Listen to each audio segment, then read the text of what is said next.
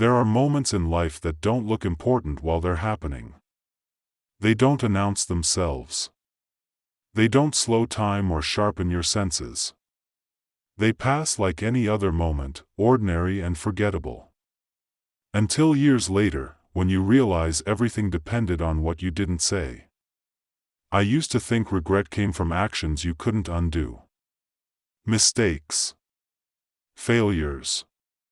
Wrong turns.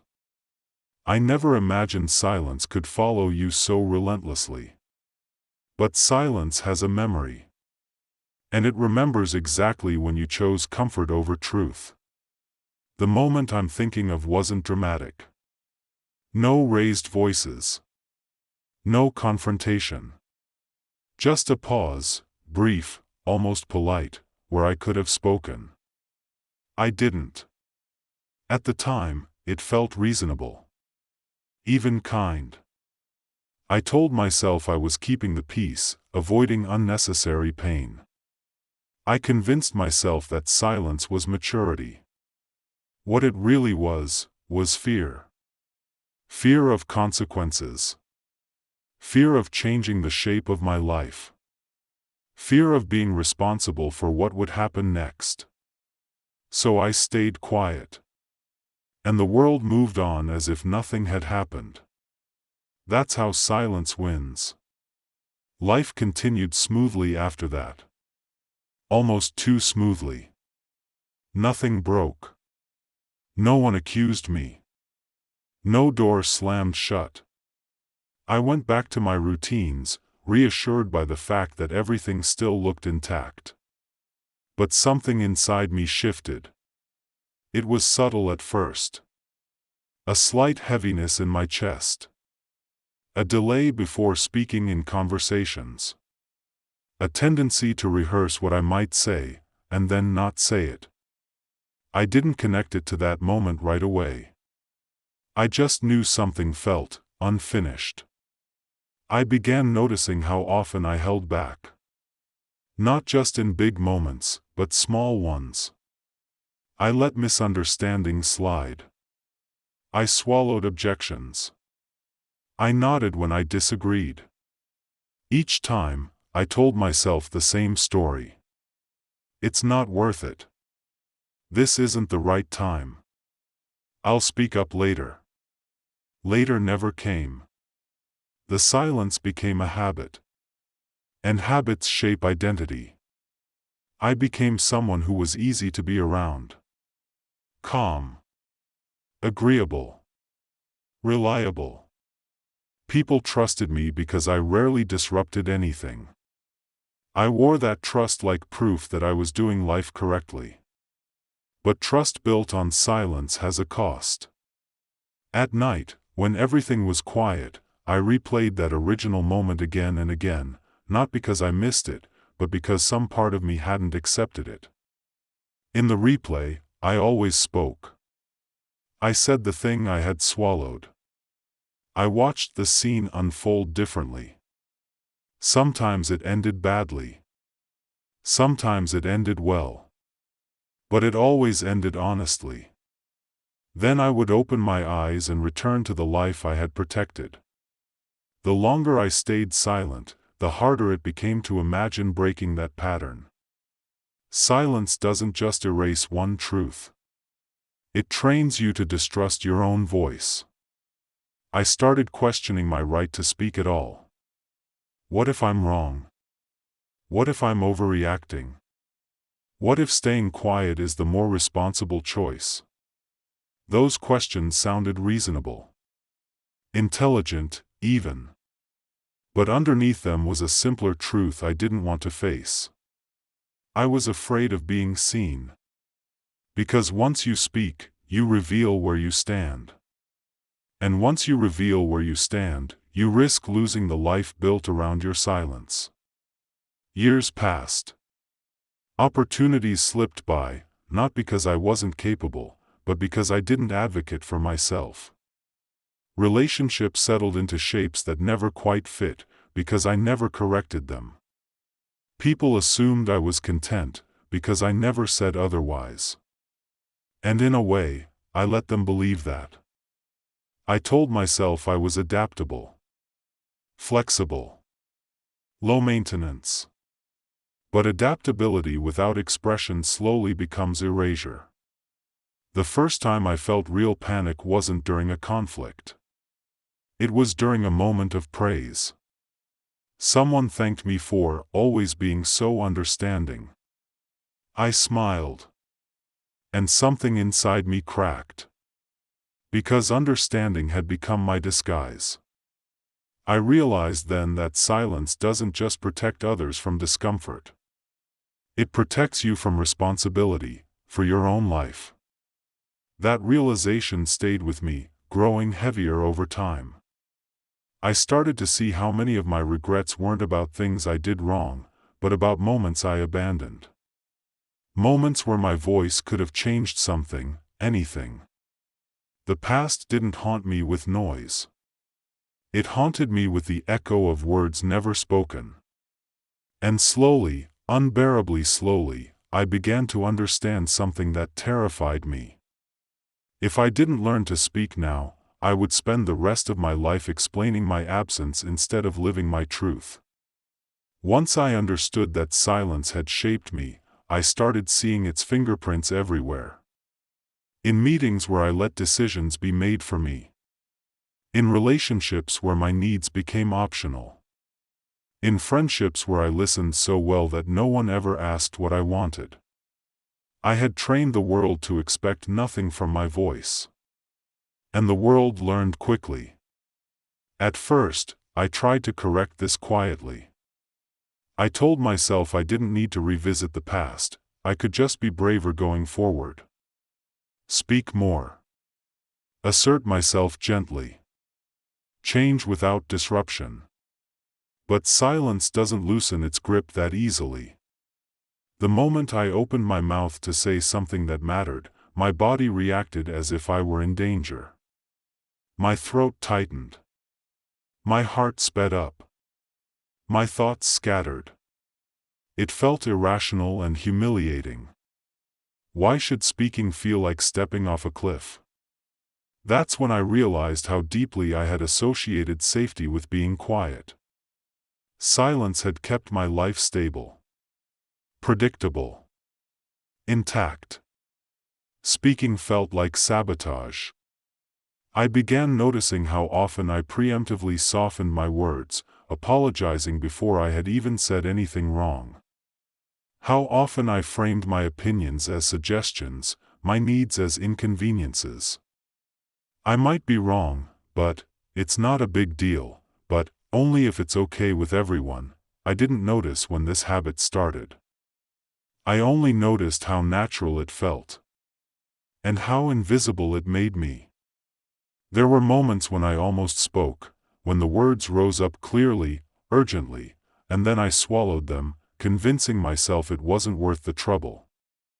Each time, the same sensation followed, relief first, then regret. Relief is immediate. Regret is patient. I tried to trace it back to the original moment, the one I had stayed silent in when it mattered most. I asked myself what I had really been afraid of then. The answer wasn't losing people. It was losing certainty. Speaking would have forced change. It would have required me to deal with outcomes instead of managing appearances. Silence allowed me to stay where I was, even if where I was slowly hollowed me out. I had mistaken peace for progress. As the years passed, I started to feel a strange resentment, not toward others, but toward myself. I felt overlooked and then realized I had taught people to overlook me. I felt unheard and then understood I had practiced being unheard. That realization hurt in a very specific way. Because it meant no one had stolen my voice. I had handed it over. The breaking point came in an unexpected moment. Someone close to me made a decision that affected my life directly. They didn't ask for my input. They assumed I would be fine. And I was furious. Not at them, but at myself. I saw the pattern clearly for the first time. I had built a reputation for acceptance so consistent that my absence from the conversation felt natural. That night, the old replay returned, the original moment of silence, but this time, it played differently. I didn't imagine speaking. I imagined the years that followed if I stayed quiet again. They looked exactly like the life I was already living. That terrified me. I understood then that silence had stopped being neutral. It wasn't a pause anymore. It was a direction. And it was taking me somewhere I didn't want to go. I started asking myself a new question, one I had avoided for years. What is silence costing me? The answers came fast and brutal. It was costing me agency. It was costing me intimacy. It was costing me the right to complain about a life I refused to shape. I realized that speaking wouldn't guarantee a better outcome, but staying silent guaranteed the same one. That knowledge didn't suddenly make me brave. But it made me unwilling to keep disappearing. For the first time, I stopped asking whether speaking would make things worse. I asked whether staying silent would make anything better. And I already knew the answer. Knowing the answer didn't make the next step easy. It made it unavoidable. I didn't suddenly become outspoken or fearless. I didn't wake up one day with a clear voice and steady hands. What changed was simpler and heavier at the same time. I stopped protecting silence as if it were a virtue. The first time I spoke when it mattered again, my voice didn't sound strong. It shook. My words came out uneven, imperfect, nothing like the speeches I had rehearsed in my head for years. But they were mine. The reaction wasn't dramatic. No explosion. No applause. Just a pause. A recalibration. A moment where the world adjusted slightly to the sound of me existing in it. And that moment mattered more than I expected. I realized something then that no one ever told me: speaking doesn't instantly fix your life. It changes your position inside it. Some people were surprised. Some were uncomfortable. A few were defensive. And yes, some distance appeared where there had once been easy agreement. That hurt. But it was a clean hurt. Not the slow, rotting ache of regret. Not the quiet self-betrayal I had lived with for years. This pain had edges. It had a cause. It had meaning. I began to understand that silence had kept me liked, but speech made me real. The more I spoke, the clearer the pattern became. The world hadn't been silencing me. It had simply adapted to my quiet. Once I changed, the dynamics changed too. Not always in my favor. But always honestly. There were moments when I wished I could take words back. When honesty complicated things I had carefully kept simple. When I longed for the old ease of being agreeable and invisible. But even in those moments, something fundamental remained intact. I could recognize myself again. The old regret, the one rooted in missed moments, didn't vanish overnight. But it lost its sharpest edge. It stopped accusing me of cowardice and started reminding me of something else. That the cost of silence is paid daily. The cost of speaking is paid once. I started reclaiming small things first. Opinions. Preferences. Boundaries. I let myself disappoint people instead of constantly disappointing myself. I let conversations be awkward instead of empty. Slowly, painfully, my voice became less of an event and more of a presence. And with that presence came something I hadn't felt in years. Ground. I didn't rewrite the past. The moment I stayed silent when it mattered most still exists. It always will. Some outcomes can't be reversed. Some distances never fully close. But I stopped adding new ones. That's the quiet power of change most people don't talk about. You can't save what's already gone. But you can stop the loss from spreading.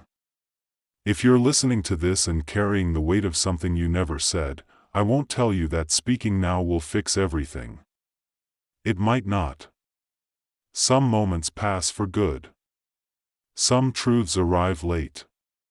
But silence doesn't protect you from regret. It feeds it. I stayed silent once, and I paid for it in years. Years of adapting, shrinking, explaining my absence without ever naming it. Learning to speak didn't make my life louder. It made it solid. And now, when I feel that familiar hesitation rise, when my instinct is to swallow words for the sake of peace, I ask myself a question that took me too long to learn. Will this silence serve my life, or erase it? I don't always get it right. But I no longer disappear by default. And that, finally, feels like choosing myself.